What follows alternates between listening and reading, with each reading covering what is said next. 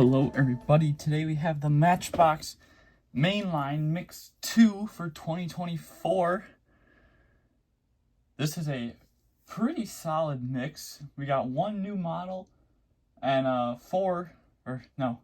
6 new colors for the lineup this year. I'm kind of surprised they've only done... Actually, this is the first new model of the year, actually. And then they did the tractor as well, too, I believe. But I don't really care for the tractor. So, Tesla Model 3 will be the first new basic model of the year. We'll get to that last, of course. We save the new models for last. So we're going to start with the recolors, which right here is the 2020 Renault Twizzy. These are from Diecast Car Guru, and you can see the packages were cut for shipping purposes, which is totally alright because we are digging into them. So thank you very much for helping me get these, and we are gonna go through them today. So here is the recolor of the Twizzy. This is actually the third release, debuted last year in blue, then was released earlier, or in January 2024, in the 5-pack in yellow, the EV 5-pack, and it's still out in stores right now if you need that pack. Now we got this nice pearl white finish on it. I think this might be my favorite release of it. Got the Renault badge on the front here. Headlights looking good. And then your tail light on the back. I guess it's a tail light. Renault Twizzy. Pretty simple. Little egg car. Whoa. So that is your first re-release of, or first new color of the case. Next up, we have the Nissan NV van for the Los Angeles tours. This reminds me of a vehicle out of GTA, just a bit. I know they had like the larger tour bus, and Matchbox did a Hollywood tour bus, which was very similar to A, the real ones, and B, the one in GTA, because it's a parody of the real ones. I know, GTA references. But that's Los Angeles. I know that the real life Los Angeles is pretty much... I mean, they act like GTA. There's a lot of shenanigans that go on. Twizzy's running away. Probably a good thing. So, nice yellow. Never thought I would really see this casting in yellow, so that's pretty cool. Los Angeles Tours, licensed. Or license number. You got your Nissan badge on the front fender. You got all your sightseeing locations that they will bring you to. Voted best tours in LA. Tours and adventures. It's actually pretty similar to the brown one they did for the Australian tours. Oh, then we got some stickers on the other side that are different. See? Little logos. Like for the pier and the mountains. And of course, that's probably Hollywood. Pretty cool little vehicle. I'm sure this is probably licensed. A licensed livery or based on a real life livery for the Los Angeles tours. That is pretty cool. Pretty unique. Love the disc rims on there. And now we start a really nice streak of recolors. Probably some of the best ones actually, including the Twizzy, really. So let's take a look.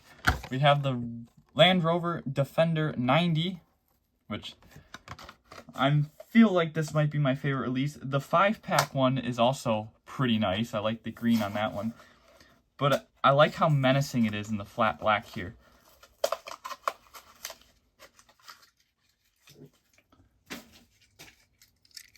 We do get the clear roof though, again, not tinted like the first release.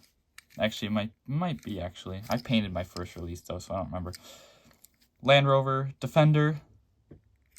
Got the headlights looking really good. I like the tinted rims with the flat black finish. That looks really good. Defender on the back. Land Rover. Taillights look amazing. Pretty simple, pretty small little casting, but I think that this is a wonderful release of this. And yeah, I think this one might have to be my favorite. super menacing. Looks like a James Bond vehicle. I know they did use the larger ones in James Bond. I think the 90s are a little goofy looking, but they're still pretty cool. Next up, this one this is so much better. Like, the orange was okay, but this is so much better. The Dodge Charger 1966 debuted 2022, because then there was the anniversary version last year. Debuted in 2022 in orange. This is the third release. And again, this is probably the best release so far. And I can't even open it. Can't.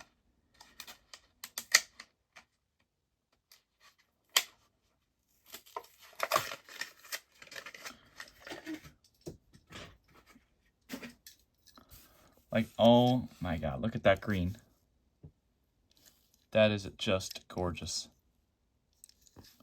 So you do get chrome trim on the front around the grille here, painted on the body. And then you got the chrome grille part of the base. You do get Dodge right at the edge of the hood. And then you got your taillights. Whoa, it's a little misaligned. And you got the filler cap.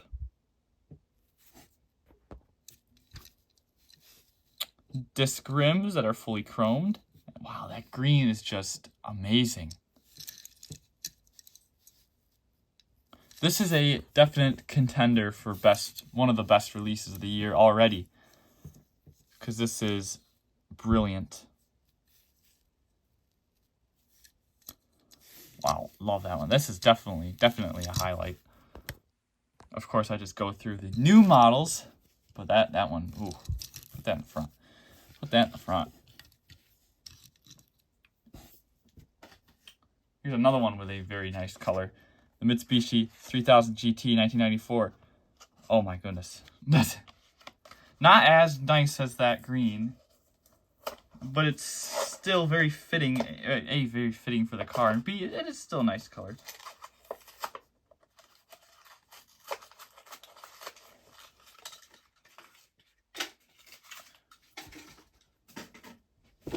Oh boy. So this is the fourth version of this casting, I believe. Debuted in black in 22, recolored in red in 23. Then at the end of 2023, I think it might be a 2024 release, we got the yellow one, part of the Matchbox Collectors series. And now we have this blue one.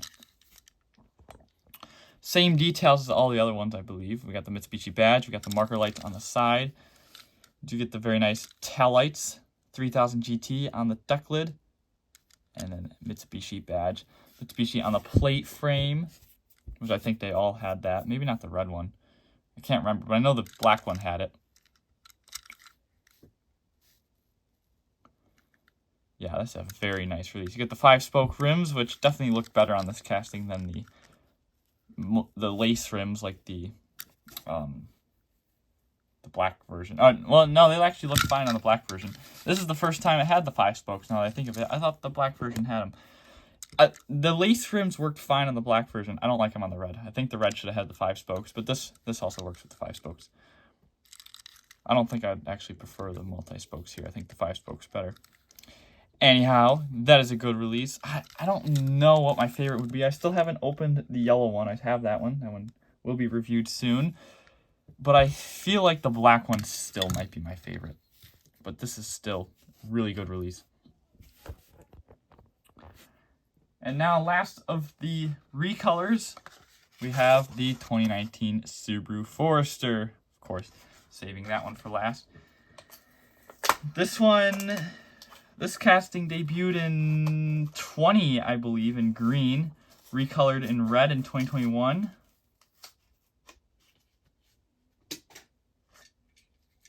Right? No, maybe. No, green in 2020. Red 2021. No, that's what I just said. No. Green was 2021. Debuted. Red was 2022. Black was 2023. And now we got blue for 2024. Still want to see it hit premium. Don't know what wheels they'll give it. They'll probably give it the ugly ones they gave the Lexus LX. Oh well. But Headlight details. It's still the same decal print for the headlights.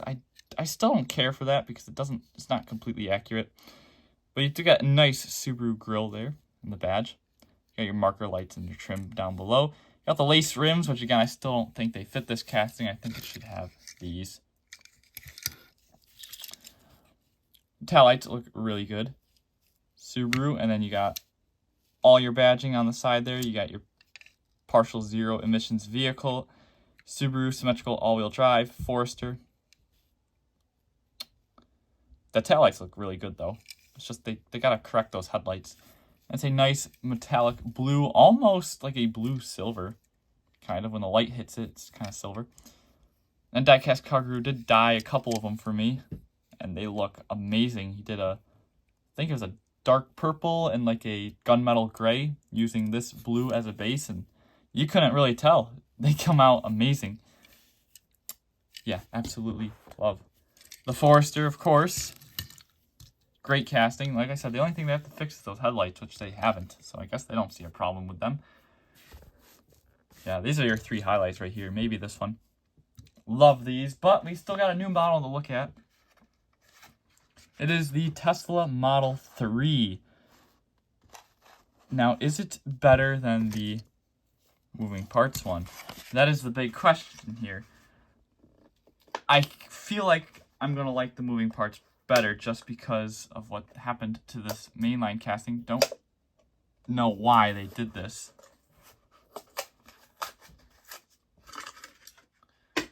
It's pretty heavy. Actually, it's got weight to it, which the moving parts one does too. And it kind of makes sense because these are extremely heavy vehicles.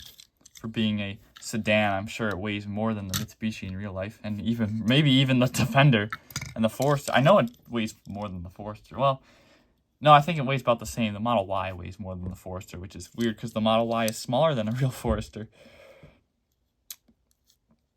So take a look here. We have the headlights, which look pretty accurate. They did give it more detail on the moving parts version. They also are not as stretched out on the moving parts version, so I think I prefer the moving parts version there. The Tesla T is larger on the moving parts version, which again, I'm going to have to say that's more accurate because that looks small and goofy. The grille is actually detailed on the moving parts version. You can see the indents built into the casting there. They didn't paint the grille, but here you can see it's just a smooth black piece and it's not even fully painted. Both castings are still missing the marker lights, which I find super goofy because they would be right here in between the headlight and then the vent right here, because that would be a black vent on the real cars, which I'm not sure why they didn't just put a little black in there because they got the black on the grille here. They both have the mirrors. Now the one nice thing about the moving parts casting is that it has the opening doors, of course being moving parts, but these are frameless doors, so this is really what they would look like if they were opened.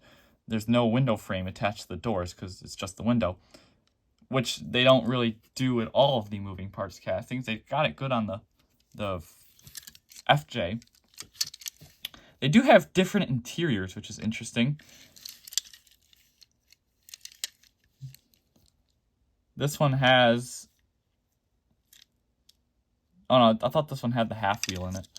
No, okay, so they both have, oh, excuse me, regular steering wheels. But then they have the different cup holder options. I should go back to this. Yeah, see, this one's got the center console in the front. This one's got it in the rear. I know that is a difference between them. They also have the different seats in them, which again is something else I noticed working on them. They do get different seats. The moving parts looks actually wider in the interior, maybe to cover up the hinges on the doors there. But this is the real atrocity. Why did they cover up the rear window here? Because this is accurate. This whole thing is a window. Why did they cover it up with metal on the mainline casting? I think that's super goofy. I don't understand that. Really don't understand that. I don't like it either. It looks hideous. Because this entire indent right here should be a window because the trunk is very oddly shaped. I don't know why. Taillights, look about the same. Actually, I like the taillights a little better on the mainline casting here in terms of print. So basic model, or the moving parts model wins for the front end, but I think the mainline wins on the rear because the taillights look a little bit better. Yeah, and I think the badge is too big on the rear here too. I think that's more accurate on the mainline, but it's definitely way too small on the main. Yeah, look at that, it's tiny. Also, it's not even aligned right. So yeah, so that's another thing. They don't have the indent for the frunk outlined here. I know I'm very precisely looking at these, but remember, I work on these every single day, so this stuff sticks out to me like a sore thumb. There's no indent for the frunk hood here. Like they even got, like they got the hood on the Charger, the hood's on the Mitsubishi. They even got the indents on the Forester here, which kind of run on this oblong body line. It's kind of hard, but they actually did get it. Why? How did they forget it on the Teslas? The trunk's at least indented. And then you got your rear reflectors, which these are actually decaled on there. They did not forget them. There is a decal there. This is, remember, a metallic red. It's hard to tell, but there is metallic in this red. You can see it there. So the reflectors do stick out a little bit, but of course they look better on the white. That's not going to deduct points or anything. I'm not tallying points anyway. This one also seems to have like a Euro plate on it, which this one has the regular standard US plate. And there's no body line for the rear bumper either, which is goofy. And nor is there a body line for the charging port back here. What? This one has it. They didn't paint it, but it's there. You can easily see the little triangle where the charging port is. Where did it go? Yeah, this mainline casting is awful. I guess it's pretty bad. And look at how thick they made this window pillar. That's a lot thicker than the moving parts. It's just goofy. I don't know.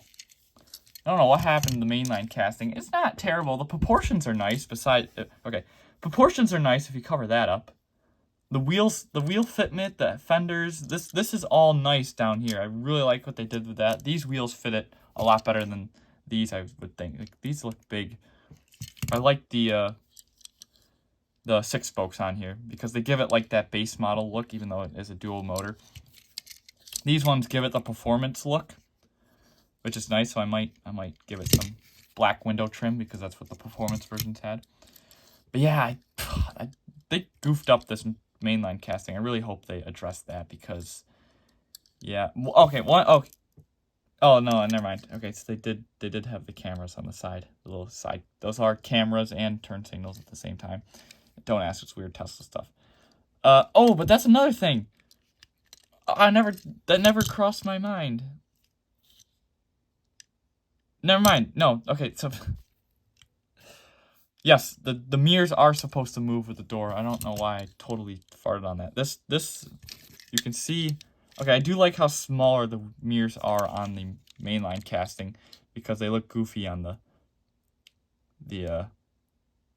moving parts. So at this point, it's a toss-up. I think the moving parts is more accurate in terms of decals, in terms of details. But there are a couple nice things about the mainline version. The wheel fitment, the mirrors, and the decal print on the rear, not the front. Yeah, it's pretty much a toss-up. Let me know what you guys think, though. Definitely not. Neither of them are awful. The mainline more so than the premium or the moving parts. You guys get it. Let me know what you think, and let me know what you think of this mix. Which one was your favorite? Thank you all for watching, and I'll see you in the next one. Take care, everybody. Bye for now.